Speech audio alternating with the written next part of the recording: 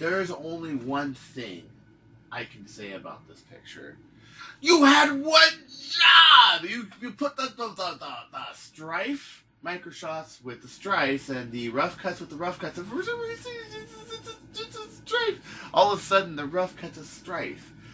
Well, I'll tell you how to get your workers in, third world country to actually put it in the right box. It's really simple. One, you put like a little picture of it, like right here, or its picture of its big brother. That would help too. But oh my gosh, they have a Strife Microshots package with a rough cut. Now this is kind of funny because it's just the box in printing. You would think maybe they would have caught it with the plastic because the plastic that's used on it would be different, right? Well, no, not really. But it's kind of weird, is it? No, it's not. It's not. Even though this tab is like way far back here, and yeah, but this whole part of this bottom part of this box is the same. So it's like it's crazy. I can't believe it. This might be like those when the mint gets something wrong. Let's say, for example, they do a double die on a coin. Like I've seen some double die nickels and double die quarters that were made back in the 40s or 50s. They're so rare that they cost thousands of dollars. I kid you not. Because what happens is they often get rejected by the process of minting a coin. Especially if it's a collectible coin. It's like, let's say a Booker T. Washington $50 or an Olympic commemorative or something, and you see a double die error where it went through the die twice. To get past all of the scrutiny that a United States coin has, you may see one or two of these ever hit the public. Now, nowadays, I'm not sure if it's as true, but back in the day it was so. So, this might actually, I don't know, I would get this because it would actually be kind of like a collector's item. You would think, hey guys, it's a strife. Look, it's a strife. Well, anyway, welcome to Nerf News and Owl Ranch, Season 2, Episode 6. I'm a day late today. I'm your host, Chris Cartaya, and I'm a day late today. Why am I a day late today? Well, because I had to go somewhere and commemorate something that was going away for Disneyland. That's been there since opening day for the last time. And, I got to take the monorail in. Yeah, there's a monorail. There's a monorail. Oh, yeah, honey, look at that monorail. Yeah.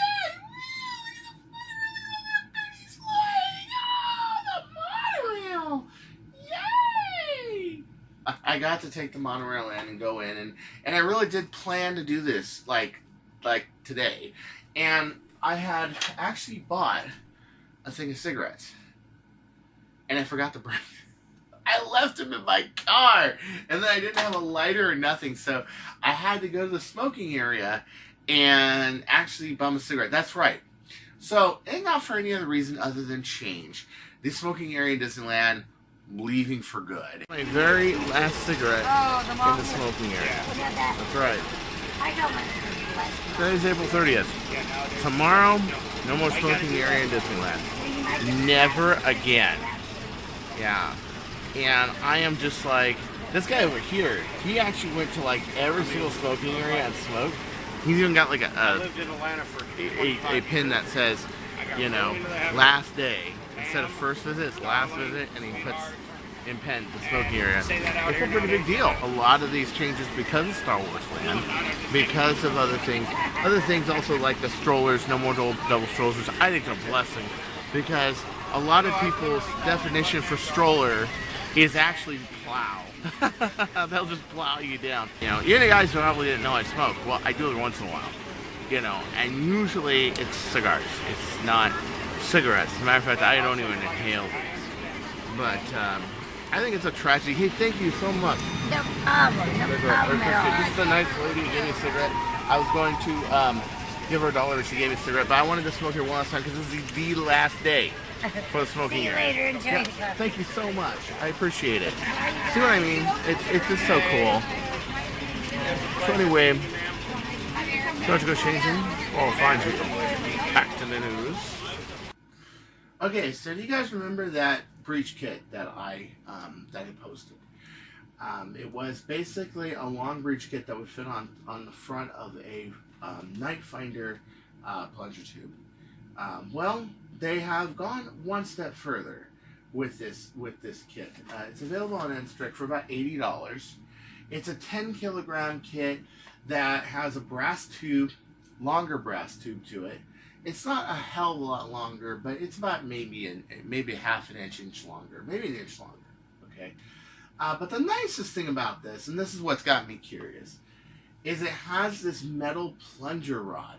Ooh, I like that idea. Metal plunger rod, a round metal plunger rod. Now put in mind, on the Night Finder, that's a square hole back there.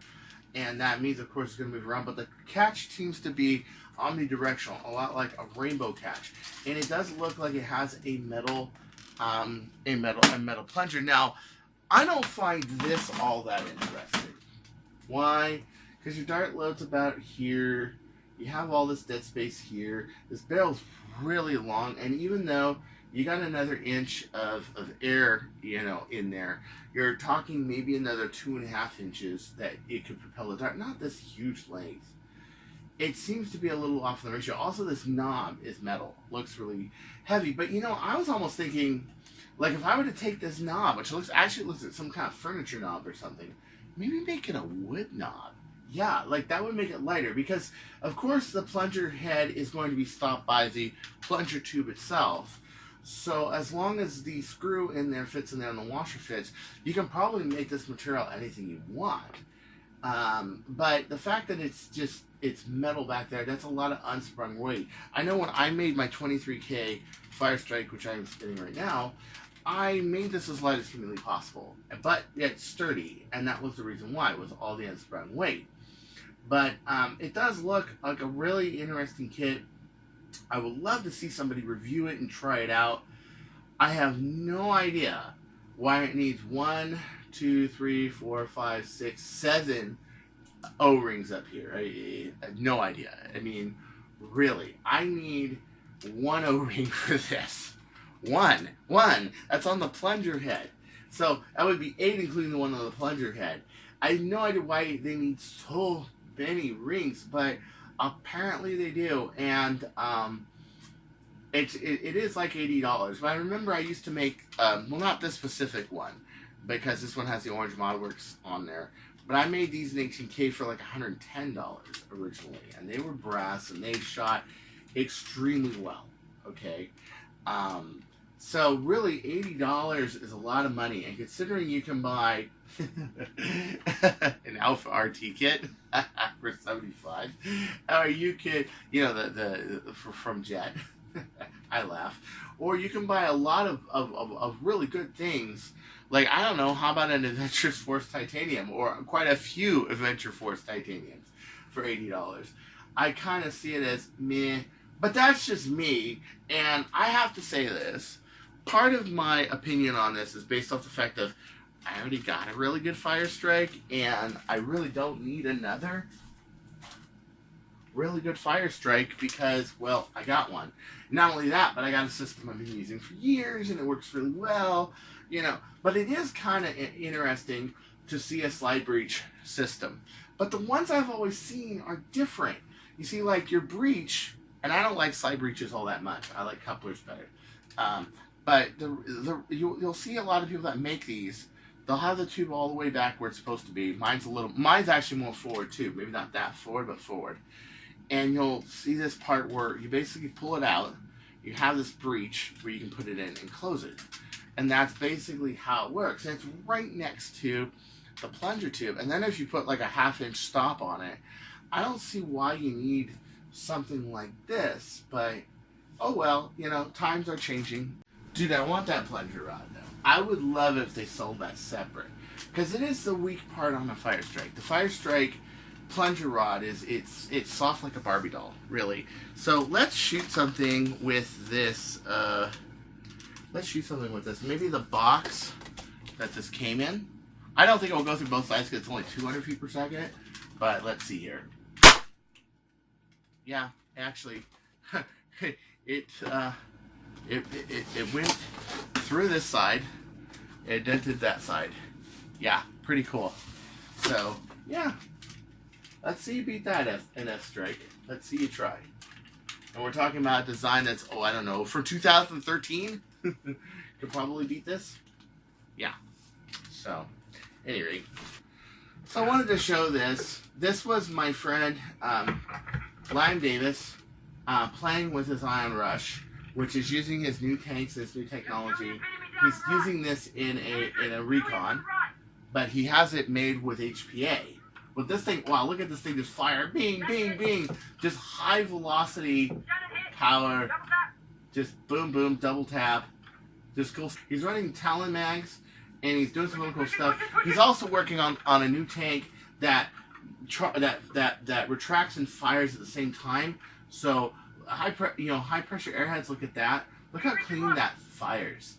You're talking, 200, 270, 293 feet per second. And if you really need more power than that, you can just up the pressure. So there really is no limit to this thing. Oh wow. Good game, Liam. So he has been doing some really, really good stuff with his blasters, and he's been coming up with good tanks. Spectre has, so Spectre Nerf Works has been coming up with really cool stuff too. So do keep that also, keep looking at it, because there are some really cool developments coming out of Australia and coming out of Spectre Nerf Works. I almost would look at that $80 kit for a Firestrike, and I would look at this right here, $54.83. That's pretty cool. So for $54.83, you can take your existing kit and you can put this long plunger tube system in, and not only that, but dude, it's compatible with Retaliator and everything. So this is really neat. So this is like technology you have on the CETA is now in. You can put it in a ret. You can put it in this in your buffer tube and everything, and just run it. I'm really liking a lot of this AK Blaster mod stuff. I think it's really cool, and I think it's really neat, It's free shipping to the United States. That's really awesome, guys. I mean, that is really awesome. Here's the all metal one right here for $63.40. Dude, for $63.40, I would just get the all metal one. Oh, but it's for a CETA, yeah. But nonetheless, yeah, for $63.40, this is pretty good. You already got a worker kit or another breach system. Just use this. Why not? But they made the one compatible with the AK Blaster mods. With the Retaliator. They made it actually compatible for it, which I think is really cool. I think what it looks like to me is that the rod is plastic, but the tube might be aluminum. Yeah. So, So this is material alloy. Oh, I guess it is metal. Huh. Okay. So metal chamber, plastic plunger. So when it says alloy here and then it says, it's confusing. I've been having a hard time placing exactly what it is, but I guess that's it. This is plastic, that's metal. But it's nice. You can put it in any Retaliator you have, recon Retaliator you have, what have you. Cool. And you can now use these really small coil springs that are becoming the trend. Awesome. And I remember who started that trend. I did. Number 62 Hillman and a red recon Retaliator. Yeah, that. Yours truly. So Enoch brought this Colonel Wasp Firefly. It is a shotgun. It looks like it's adapted from Water BB, and it uses a recon Retaliator stock adapter on it. It looks like a shotgun kind of a design. It looks tempting. But I haven't found a lot of information on it. The one thing I do like about it, though, is when you see this chamber here, I see some good spring coils. Look at that. When they make the clear one, and I like the clear one. I like the clear one a lot. You see these clear chambers. I think this is a model that has a spring here, pushes the dart here, lifts it up there, and fires it there, which would be really cool. To have an actual shotgun. I also like the fact that it's really thin profile. It's not big and clunky like Zeus is actually pretty clunky. It's pretty wide. It's nicer than, let's say, a long shot because it's rounded, but it's clunky. It's also it's cool to see something that's truly tube fed other than a rifle blaster. So that's also really cool too. I love this clear. If I were to ever get this, I would get this in clear and black, and I would put black accessories. I believe it works with your normal worker stocks, your normal Retaliator stocks and accessories. The shotgun grip, of course, is for its own thing, but it looks pretty nifty. It really does. So hopefully we hear more about this as it comes along. Prices, availability for sale, that sort of thing. It is injection molded. It is not 3D printed, so that is really cool. But again, a lot of people had a lot of questions like, what is this? What does it have in it? Everything else. Yeah, so there are still some questions to be answered. But I think it's a step in the right direction for sure. So it's now time for one of my favorite parts of the news, and that is to open some gifts from you. A friend of mine named Dwayne Hoy sent me this. Last week, Boomtendo sent me a Batgirl Blaster, which I've yet to review, but I'm going to review it because it looks just amazing. And he's done amazing things. But today, we got this package from Dwayne Hoy, and I think I know what it is. We've been talking about it. Once again, cut it open. And I really appreciate this a lot. Oh, look at this. This is an Adventure Force Titanium. Dude, well, let me tell you about this. He's gotten some really good velocity numbers with this, as a few people have as well. But he sent me this to see what I can do with it, to see if I can make do some really good changes to it, some good mods to it. I guess it's a lot better than a normal rifle blaster. It shoots like 110, 115 out of the box, and I'm guessing like with a lot more care, it can do a lot more. So thank you, Dwayne. I appreciate this a lot. He's also doing some games up in Humboldt, California, and he did this one game called King of the Hill up in Humboldt, which I have footage of, and I want you to see it. And they're getting some really cool stuff. That's a really cool area too. It's really green, trees, very clean air. Unlike Southern California, where I literally need like 3 air cleaners around me at all times.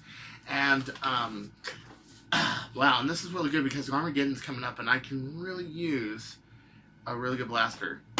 It seems pretty solid. Ooh, you can hear that spring. Listen to that, dude. I have some hopes for this. This could be insane. You already have a pump action. It's already hopper. This could be insane. Ooh, you know what I like to do? You know, I like to make insane stuff. I like to make insane blasters. I like to make insane things. I see you. Yes, I see you. But, you know, so this ought to be really cool. I'm gonna do a review on it.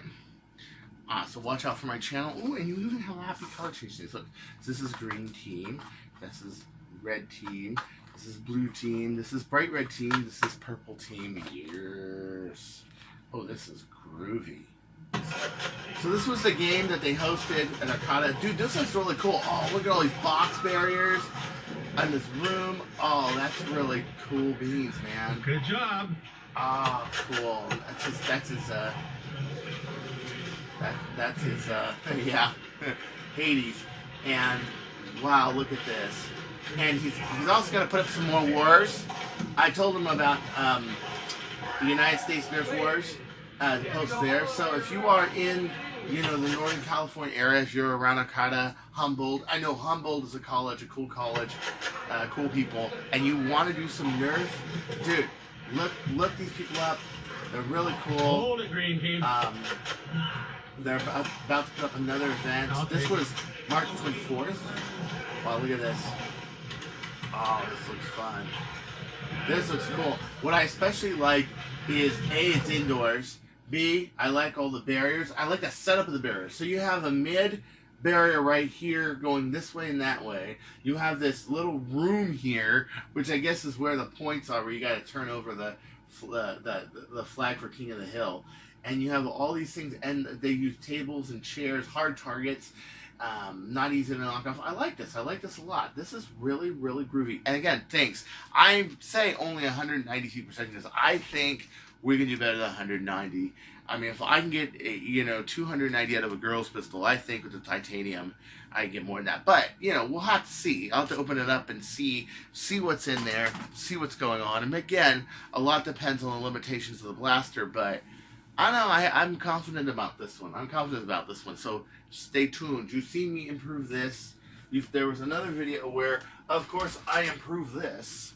And we're going to do a review of the Batgirl pistol and everything else. So lots of cool stuff coming up on my channel. But I wanted to point out these wars in Humboldt.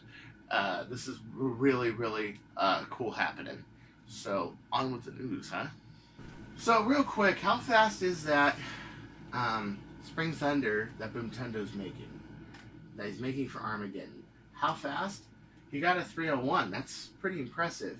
He's also finding that the barrel ratio, and I'm not going to say exactly what it is because that's kind of proprietary. I'll let him answer that if he wants to.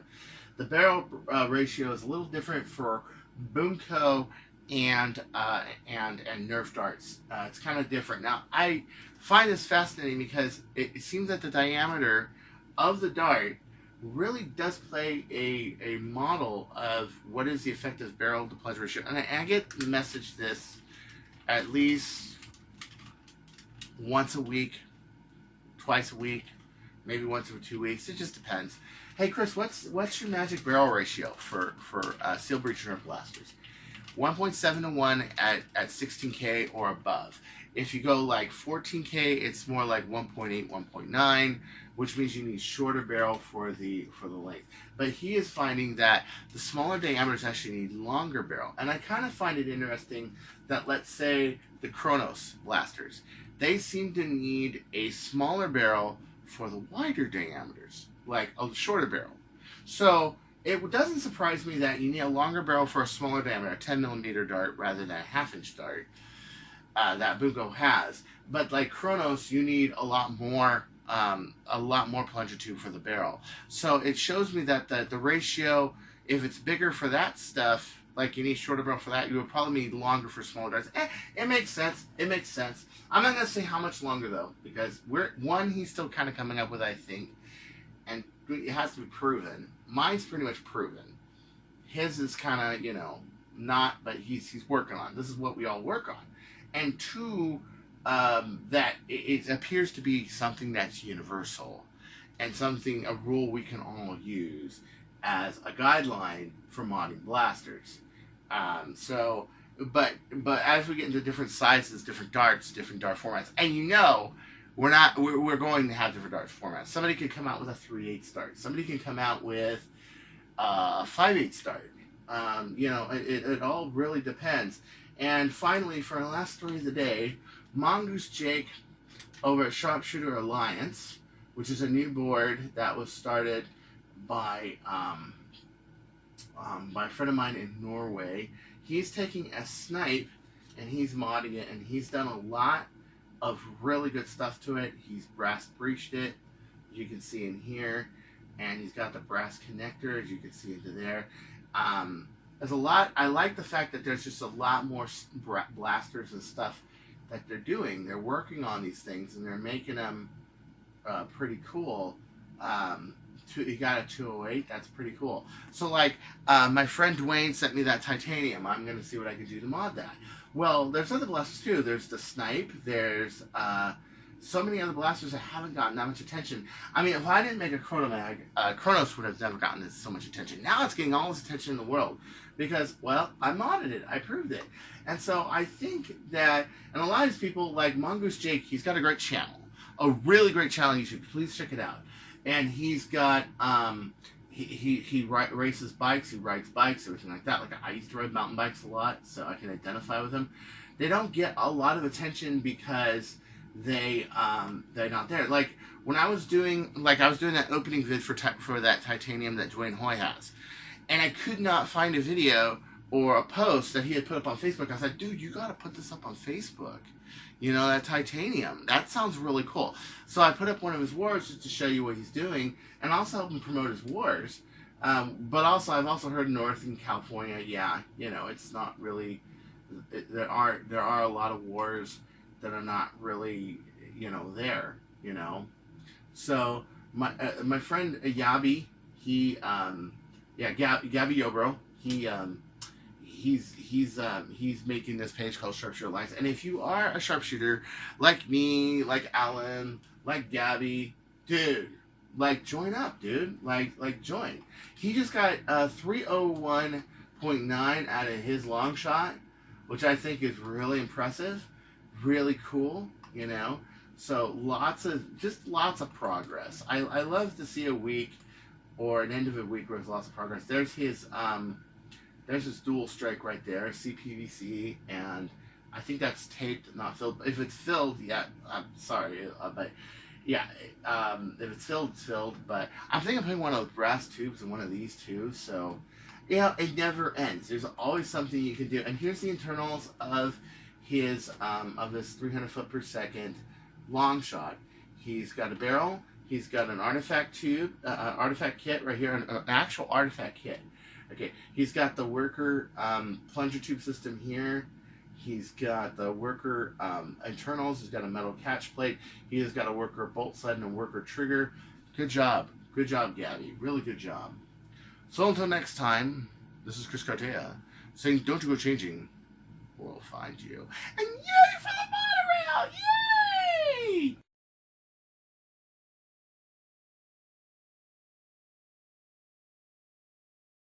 Oh, look, honey! Woo! Wow! Hi, people! Goodbye! Woo! Yay, honey! Let's spend our money here! Woo!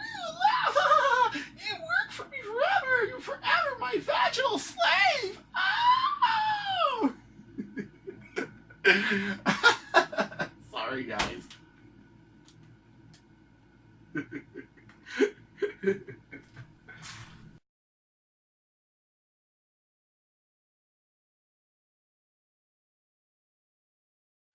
So this is really, that looks like a dick.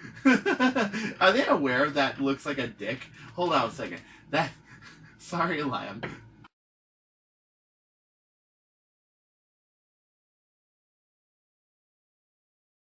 But hold on a second. Hold on, Liam. I'm sorry. I see this, and we can't.